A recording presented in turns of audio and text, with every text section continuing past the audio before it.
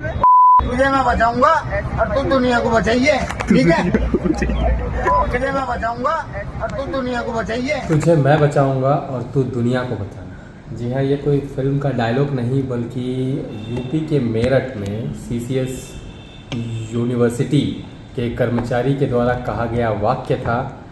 और ये वाक्य कहीं उसका अंतिम वाक्य ना बन जाए, क्योंकि इस वाक्य को कहने के बाद जो उसने किया वो आप पहले इस वीडियो में देखिए और उसके बाद हम चर्चा करेंगे।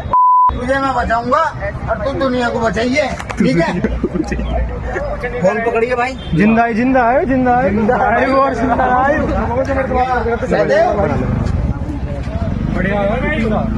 और देवा के लिए क्या? अरे वो तो सही यार, तुमने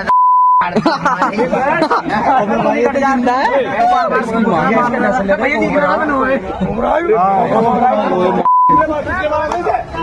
किसी ने नहीं। मुझे तो पकड़ो जल्दी।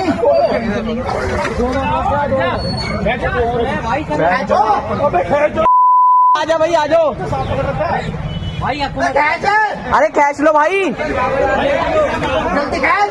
अरे कैच ले, कैच ले। दोस्तों, सीसीएस यूनिवर्सिटी के कैंपस में ये एक टंकी है और इस टंकी में है एक स्पेक्टिकल कोबरा, जी हाँ, एक नाग। और वहीं का एक कर्मचारी जिसका नाम तो खैर नहीं पता अभी, लेकिन शायद वो उसने कुछ पी रखा था या अपने होशो हवास में नहीं था या कुछ ऐसी कुछ बात थी। क्या थी आप कुछ समझ सकते हैं। तो वो अपने होशो हवास में नहीं था कम्प्लीटली। और कोई फिल्मी डायलॉग उसने वहाँ पे चिपकाया कि तुझे मैं बचाऊंगा और तू दुनिया को बचाना, सांप को कहते हुए उस टंकी में कूद पड़ता है।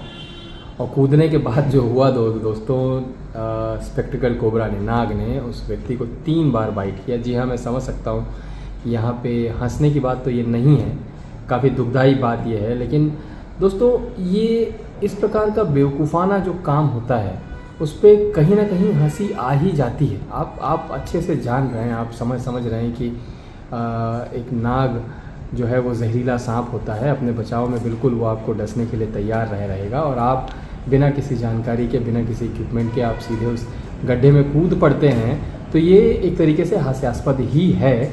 और वो व्यक्ति फ़िलहाल अभी आईसीयू में है और समझ नहीं आ रहा है कि क्या कहा जाए या क्या अपील की जाए लोगों से। बस इतना, अगर लोगों से ये भी कहना पड़े कि भाई आप बेवकूफ़ी से बचिए, तो ये अपने आप में भी हास्यास्पद चीज़ है। लेकिन आप खुद समझ सकते हैं कि एक छोटी सी जगह में एक सांप है, खासकर एक स्पेक्टिकल कोबरा है, जहरीला सांप है।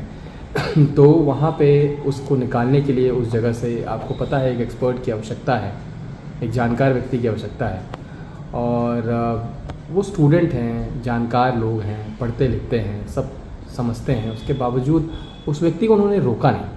उस व्यक्ति को जो अपने होश में नहीं था उसको वहाँ जाने दिया।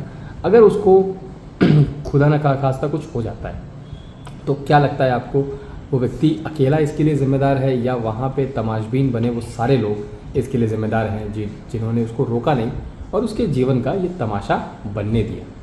दोस्तों, आप अपनी राय कमेंट बॉक्स में अवश्य बताएं। आप ये ज़रूर बताएं कि हिंदुस्तान में ऐसे लोगों की संख्या इतनी अधिक क्यों है जो इस प्रकार के बेवकूफ़ाना कार्य जो हैं, खासकर जंगली जीवों के साथ, करने से हिचकते नहीं हैं, जबकि उनको पता है कि इसका क्या परिणाम हो सकता है। और उसके बाद बदनाम कौन होता है? बदनाम होते हैं वो जीव।